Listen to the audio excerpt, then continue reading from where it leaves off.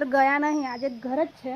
વરસાદ પડ્યો તો એટલે ખેતરનું કામ આજે બંધ અને ઘરે જો ઘરે જે કામ હોય એ ચાલુ કર્યું છે. આગળ મમ્મી નીંદે છે. આ બધું જે કચરું ઉગ્યું છે ને એને સાફ કરીને અહીંયા આગળ ભીંડા રોપવાના છે.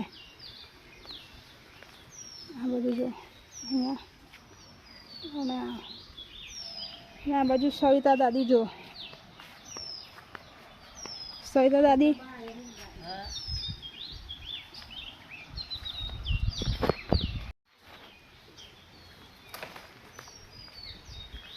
તો જો આજે ખેતર ગયા નહીં ને આજે અમે લોકો ઘરે છે. કાલે વરસાદ પડ્યો તો રાતે બરાબર, એટલે આજે ખેતરનું કામ થાય નહીં એટલે ઘરનું કામ હાથમાં લીધું છે. અને જો મમ્મી અહીંયા આગળ આ બધું ઘાસ નીંદી નાખે એટલે અહીંયા આગળ આપણે રોપવાના છે ભીંડા. આ જુઓ ઢગલો કર્યો છે. આ બાજુ આ બધું કાઢી નાખશે.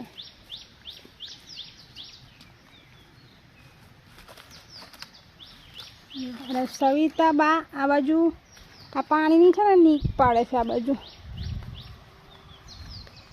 જો આ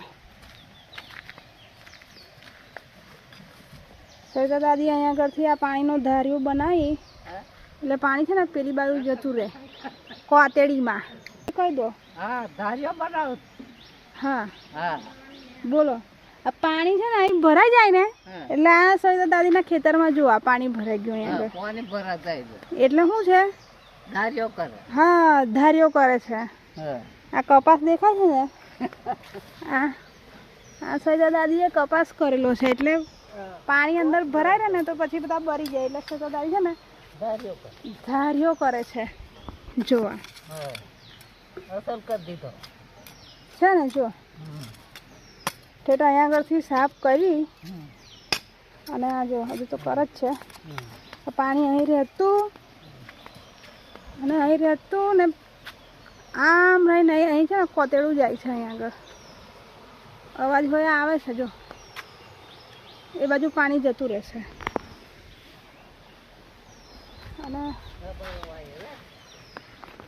સવિતા દાદીનું છે ને ઘર બને છે. સવિતા દાદીનું જો ઘર દેખાય ને કા 2 3 4 ને 5 નાની પાછળ એક 6 ઘર અમારા કાકા કુટુંબના અને બધા બંધ. મસ્ત જો આ હુરન થાય ને તો કેવું થાય જો એનું છોડ બતાવું. જો આ છે પહેલાં આવો હોય પછી આવો થાય. જો કેવો થાય પછી એમાંથી આવો થઈ જાય પાછો. દેખો મસ્ત ફૂલ જેવું લાગે બુકે જેવું લાગે છે ને આવો થાય ને પછી ધીમે ધીમે પાન ખુલીને આવો થઈ જાય. અને નીચે સુરણ હોય જમીનમાં. સુરણ તીખું સુરણ એટલે કાયડે મોડામાં એવું તીખું. બિયારણ લઈ આવી. ભીંડાનું શાક ખાવાનું છે.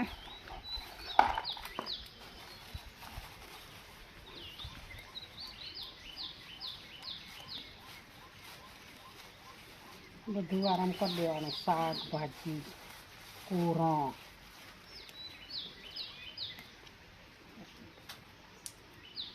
જો આવું બિયારણ છે. જો ભીંડાના દાણા જ છે વળી પણ આ કલર જેવું કશું લગાડેલું હોય આવું. અને રોપવાના છે. જો આ હજુ છે ને આમાં વાલ છે અને કોરાના બિયા છે તો વાલ ને બિયા બી રોપવાના છે. ના જો લીંબુ હોય લઈ આવી મમ્મી.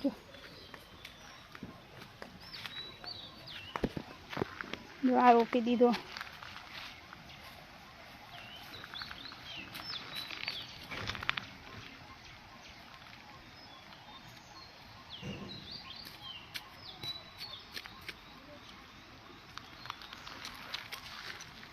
તો અહીંયા આગળ બધા ભીંડા અને વાલ રોપાઈ જશે આપણા. પછી આપણે ખાવાના છે ભીંડા, વાલ પાપડી અને કોરું.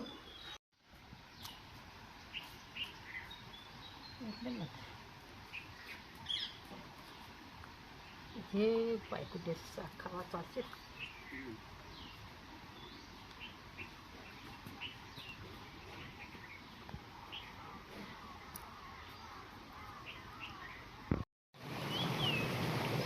એમાં કોની